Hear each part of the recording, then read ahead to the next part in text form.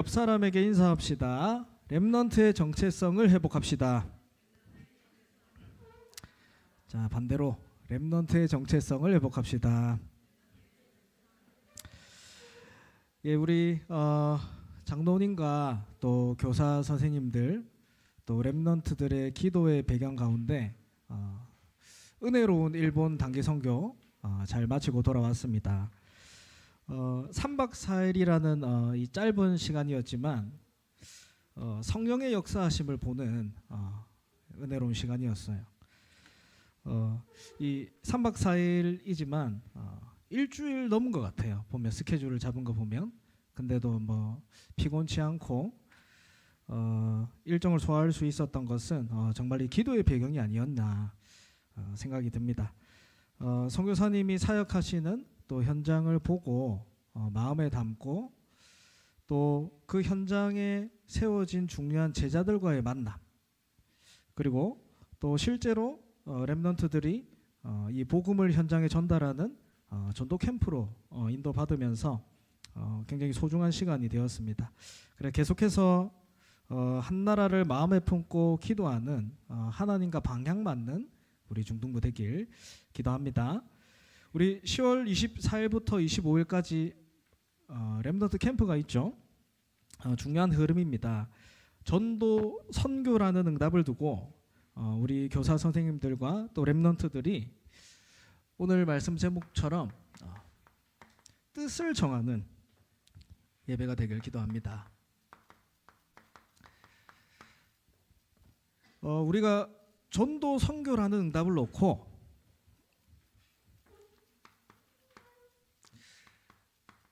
먼저 가질 것이 있어요. 반드시 하나님께서 우리를 통해서 렘넌트들을 통해서 전도자들을 통해서 전도 선교해 나가실 건데 먼저 가져야 될 응답, 먼저 가질 것이 있습니다. 뭐냐? 우리는 성취될 언약을 붙잡고 나가야 됩니다. 나의 연약함, 나의 부족함 상관없습니다. 하나님이 주신 언약 붙잡고 나갈 때 하나님께서 그 언약을 성취하십니다. 무슨 언약을 붙잡고 우리가 나가야 될까요? 딴 게 아니에요. 오직 그리스도 언약 붙잡아야 됩니다. 우리 일본 현장을 보면 일본 현장뿐만 아니죠. 우리의 현장도 마찬가지입니다. 오직 그리스도가 아니면 안 되는 현장이에요. 일본은 이 800만 귀신을 섬기는 나라예요. 저희가 이 한 신흥 종교 현장을 인도받게 됐어요. 그 이름이 곤코교라는 그 종교인데 이 역사가 한 200년 정도 됐더라고요. 근데 하필 우리가 가는 날에 그 종교 단체에서 이 집회를 하는 날이에요. 전국에 있는 또 다른 나라에도 있거든요. 그 나라에 있는 모든 그 종교인들이 모여서 집회를 하는 날에 우리가 딱 그 현장을 간 거예요. 보니까 엄청나요. 예배당이 있고 또 박물관이 있고 또 뭐 우리로 치면 RUTC 같은 훈련장이 있고 원래 훈련장 문을 열어놓지 않아요. 근데 저희가 갔을 때 이제 훈련장 문을 딱 열려 있는 거예요. 그래서 봤어요. 보니까 대충 그 자리만 봐도 3,000석이 넘어요. 근데 선교사님께서 얘기하시더라고요. 저 자리가 꽉 찹니다. 꽉 차서 밖에 서 있습니다. 그러면서 마지막에 하시는 말이 이 종교는 일본에서 큰 종교도 아닙니다. 이해하십니까? 일본의 큰 종교도 아닌데 그 지방 곳곳에서 이런 종교들이 자리를 잡고 있다라는 거예요. 겉으로는 그 사람들이 굉장히 예의 발라요. 친절합니다.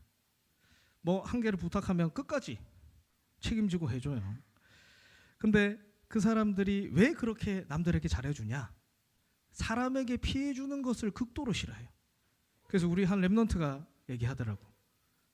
이렇게 깊이 창세기 3장, 6장, 11장이 뿌리 내리고 있는 나라는 처음 봤습니다. 맞죠? 이 창세기 3장, 6장, 11장 이 문제에 깊이 뿌리 내리고 있는 현장이에요. 그러니까 그 사람들이 다른 사람을 만날 수 있는 힘이 없는 거예요.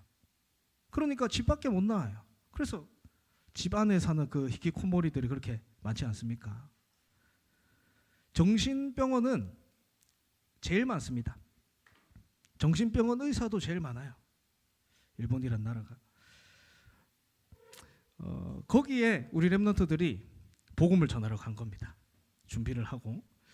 그래서 우리가 한 4팀으로 나눠서 복음을 전했는데 한 20명 정도 이렇게 만난 것 같아요.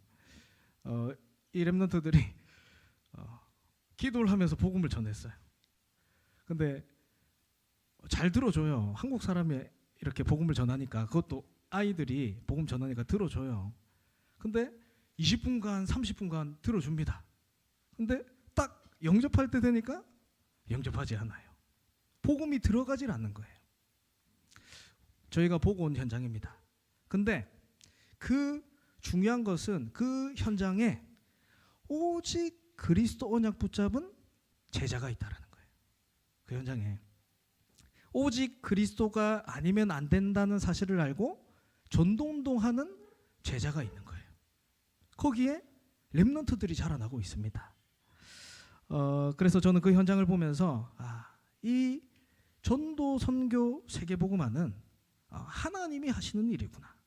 오직 그리스도 언약 붙잡은 사람을 통해서. 그래서 여러분, 우리가 캠프 하기 전에 먼저 봐야 돼요. 정말 내 현장에 필요한 게 무엇입니까?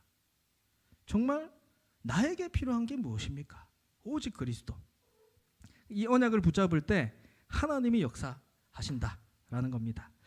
그렇다면 실제로 이 현장을 살기 위해서 뭘 해야 됩니까? 오직 그리스도 언약 붙잡고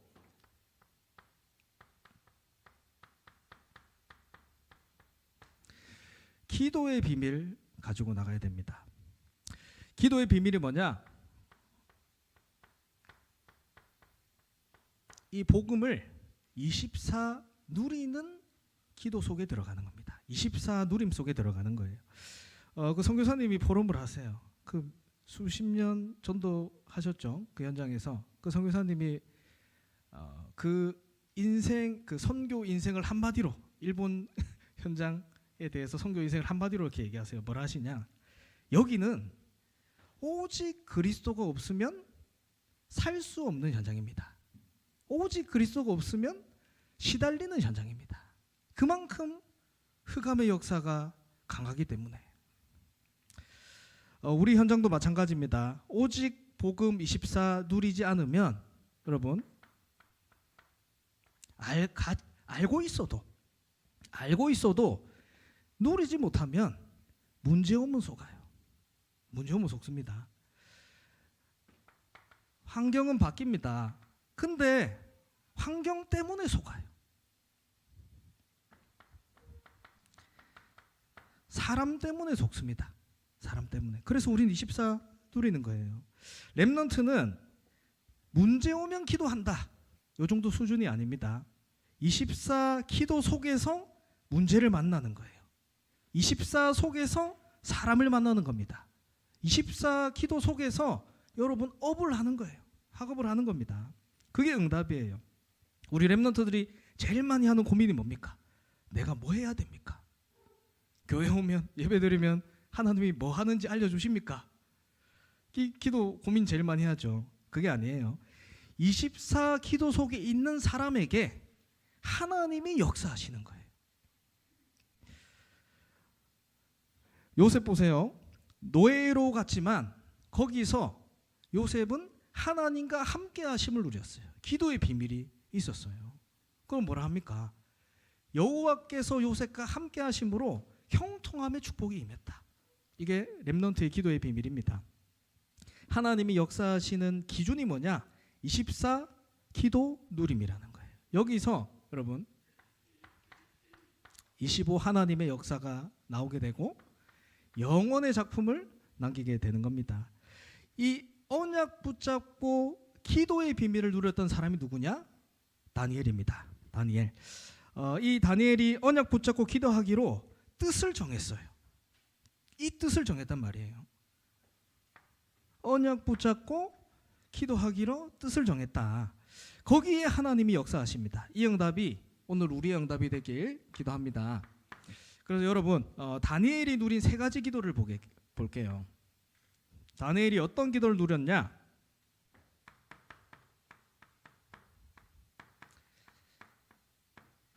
남은 자의 기도를 누렸습니다. 우리 저번 주에 말씀 받았죠? 이사야 6장 1절에서 13절에 보좌에서 역사하시는 하나님께서 이사야를 선지자로 부르십니다. 그리고 어떤 언약을 주십니까? 렘넌트 언약을 주세요. 그 언약을 누가 붙잡았냐? 다니엘이 붙잡은 거예요. 오늘 본문 말씀처럼 다니엘서 1장 8절 9절에 다니엘이 렘넌트 언약 붙잡고 뜻을 정했습니다. 남은 자의 기도가 시작된 거예요. 이 당시 상황이 어땠어요? 이스라엘은 바벨론에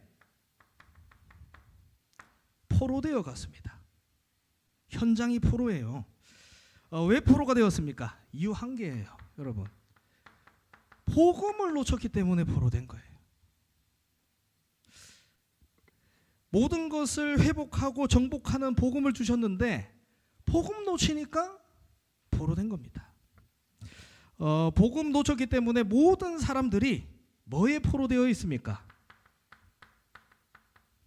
세상에 포로되어 있어요. 세상의 노예 포로 속국. 근데 알고 보니까 세상의 노예 포로 속국이 아니에요. 사단의 노예 포로 속국이 되어 있는 겁니다. 이것을 다니엘이 보았어요. 그래서 거의 대부분 속는 게 뭡니까? 세상에 포로되어 있기 때문에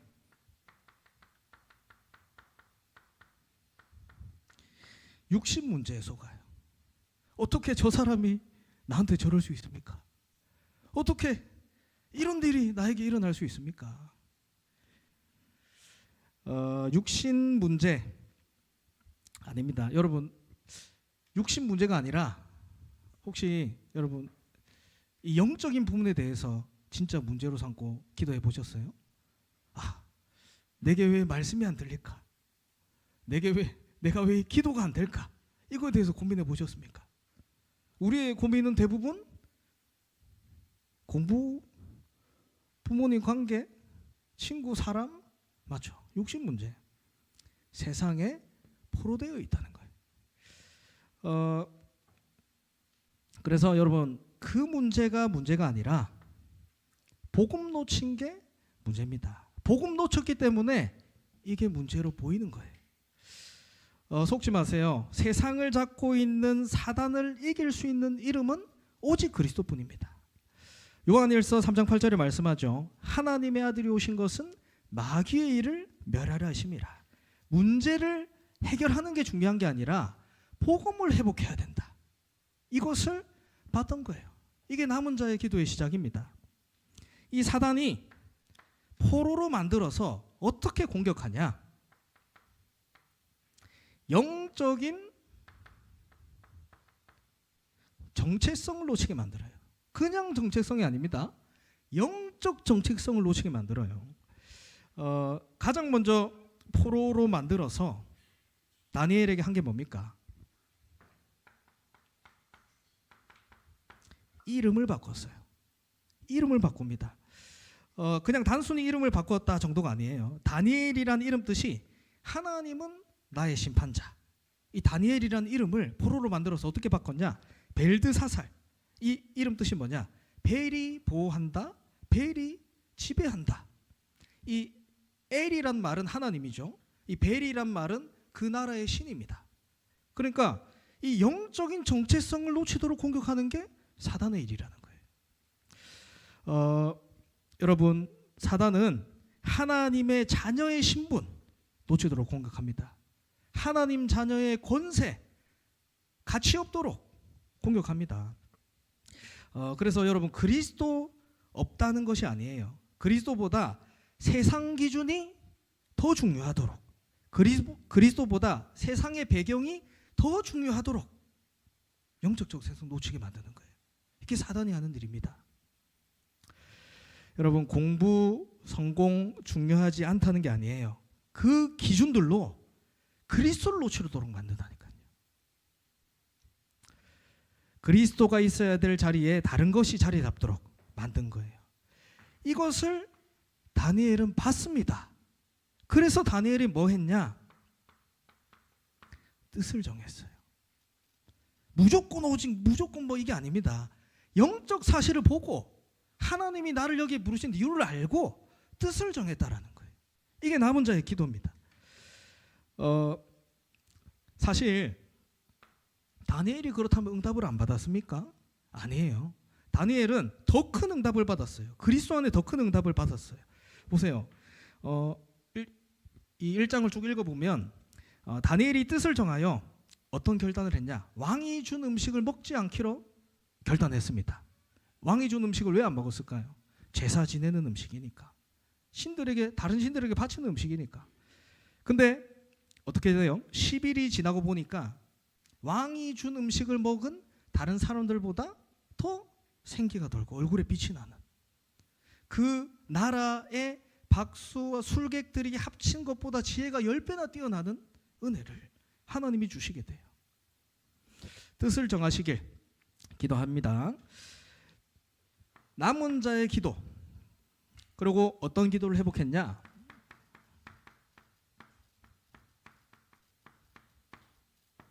파수꾼의 기도가 회복됐습니다. 이사야 62장 1절에서 12절에 보면 파수꾼의 언약을 주시죠. 파수꾼. 여호와를 쉬지 못하게 하라. 파수꾼의 기도 언약 주십니다. 이것을 다니엘과 세 친구들이 붙잡은 거예요. 다니엘서 3장 8절에서 30절에 보면 이 풀무풀 사건이 나옵니다. 죽음의 위기가 와도 타협하지 않는 게 파수꾼의 기도예요. 현장을 볼 때 뭐가 보입니까? 나의 현장을 볼 때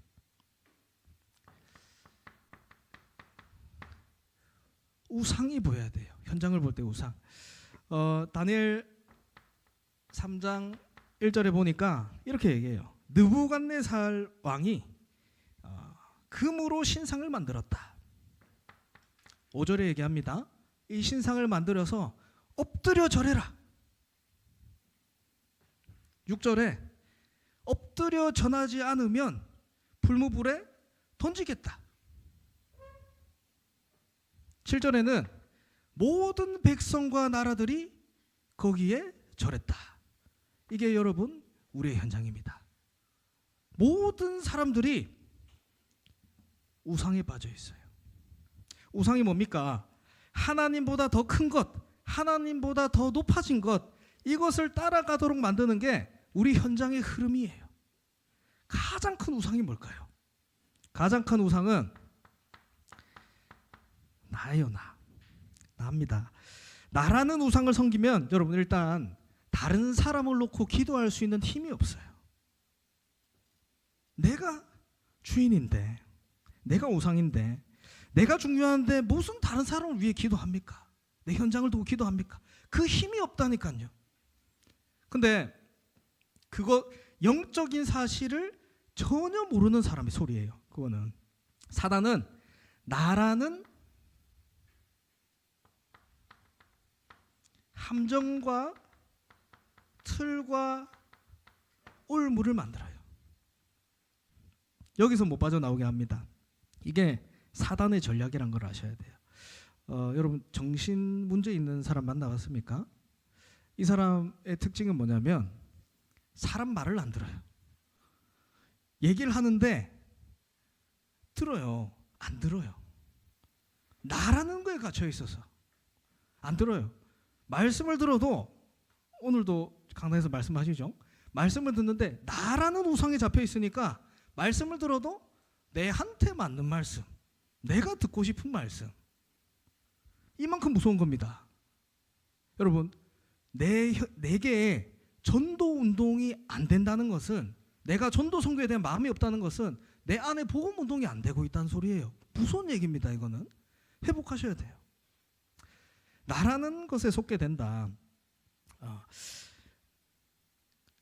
그래서 이 현장에 아까 얘기한 것처럼 느부갓네살 왕이 절하라. 다니엘과 세 친구에게 말합니다. 그때 세 친구들이 어떻게 했습니까? 절하지 않겠다 결단해요. 그러니까 왕이 불무풀에 던져 넣으라 얘기하죠. 거기에 세 친구의 대답이 뭐냐? 다니엘 3장 18절에 그리하지 아니하실지라도, 그리하지 아니하실지라도 나는 절할 수 없다. 이 말은 다른 말로 바꿔볼게요. 죽음이 와도 상관없다. 이게 파수꾼의 기도입니다, 여러분. 내가 어떤 문제 속에 있습니까? 마치 죽음보다도 더한 고통 속에 있습니까? 분명한 것은 하나님이 그 문제를 허락하셨다는 거예요. 왜 이 문제를 허락하셨습니까? 하나님께서 나와 나에게 현장과 시대를 살릴 사명을 주신 거예요. 이 축복 회복하시길 바랍니다. 왜입니까?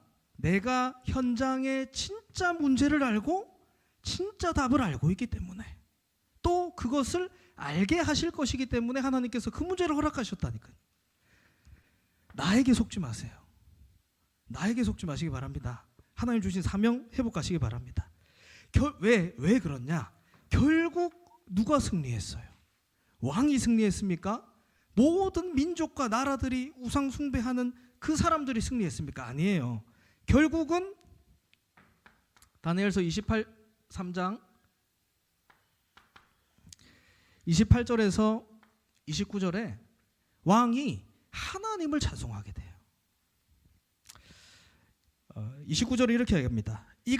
이같이 사람을 구원할 다른 신은 없다. 무슨 말입니까? 하나님의 뜻을 막을 수 없어요. 예수님께서 마지막까지 말씀하시죠. 모든 민족에게 가라. 만민에게 가라. 땅끝까지 가라. 내가 내 증인 되게 하리라. 이 말씀을 막을 자 없습니다. 언약으로 붙잡으시고 파수꾼의 기도 회복하시길 바랍니다. 마지막으로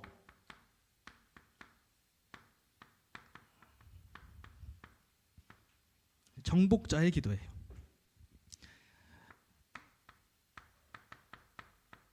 다니엘서 6장 10절에 다니엘이 했던 기도입니다.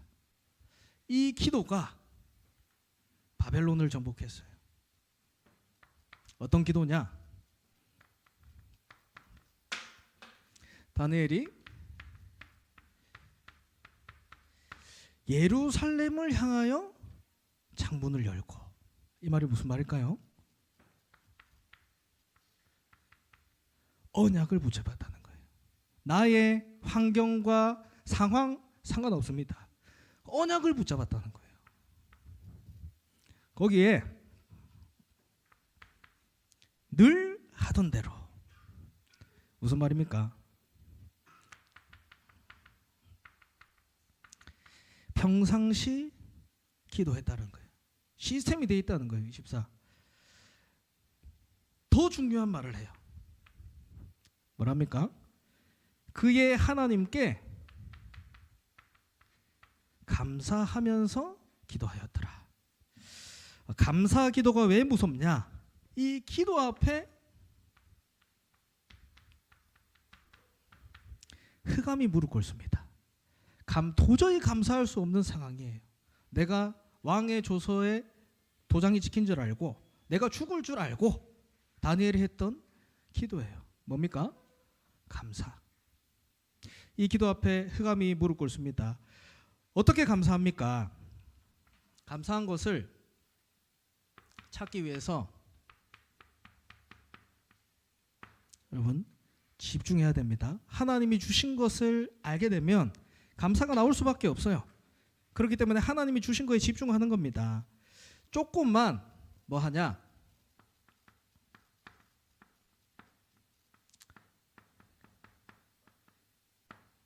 제한적 집중. 복음 아닌 다른 것을 제한하는 거예요. 조금 더 쉽게. 그게 아니고 여러분 다른 것만 안 해도 돼요.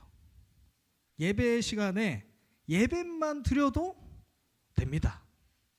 예배가 안 되잖아요. 예배 드릴 때 다른 것만 안 해도 돼요. 이게 왜 중요하냐? 제한적 집중을 하면 중요한 게 보여요. 하나님 주신 게 보입니다. 그거를 선택하는 거예요. 선택적 집중입니다. 그것만 했는데 모든 것이 살아나고 모든 것을 살리는 원네스 집중 되어져요. 그리고 여러분 아침 있죠? 아침을 살려야 돼요. 아침에 하나님이 주시는 힘을 얻어야 됩니다. 여러분 여기 옆에 선생님한테 물어보세요. 현장이 어떻습니까? 현장 나가면 어떻습니까? 하나님 주시는 힘 없으면 속아요. 환경과 상황과 사람의 하나님 주시는 힘. 그리고 낮에는 뭐냐? 모든 것을 기도로 바꾸는 거예요. 바꾸는 기도입니다. 그리고 밤에는 뭐 하냐? 이 기도 속에 있으면 말씀으로 여러분 정리가 돼요. 오늘 그 사건, 나를 힘들게 했던 사람, 그거를 하나님이 주시는 힘을 가지고 그 현장을 기도로 바꾸면 말씀으로 정리가 된다니까요. 상처가 안 돼요. 오늘 말씀 받았죠? 상처 때문에 영적 문제 오지 않습니까? 내 힘으로 못 바꿉니다. 하나님 주시는 힘이어야 돼요. 바꿔진다니까. 말씀으로 답이 나게 돼요. 아, 그럴 수밖에 없구나. 이게 응답이구나. 바꿔진다니까요.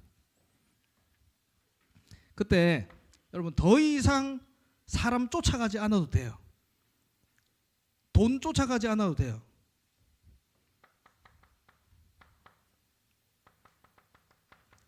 플랫폼이 돼요. 답 가지고 있으니까 당연히 답 받을 사람이 오게 되죠. 오늘 아까 찬양 인도하는 렘넌트도 얘기했잖아요. 오직 그리스도가 아니면 안 되는 시대입니다. 지금은 내가 오직 그리스도만 하고 있으면 오게 돼요. 오게 됩니다. 왜요? 파수망대 내가 빛을 갖고 있으니까, 그 빛을 비추니까.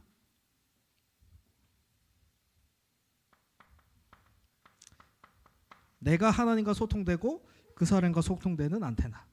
여러분 기도에 대해서 이렇게 쭉 적은 거예요. 여러분이 좀 정리하시고. 그럼 마지막으로 뭐냐? 문제는 어디든지 있습니다. 여러분 그 지금 있는 문제에 더 큰 문제 있어요. 갈등은 날마다 있어요. 심지어 위기도 옵니다. 거기에 렘넌트는 뭐냐? 거기서 답을 찾는 게 아니고 답을 가지고 가는 거예요. 이게 언약 가진 기도의 비밀을 가진 사람이, 언약 가지고 기도의 비밀을 가진 사람입니다. 결론으로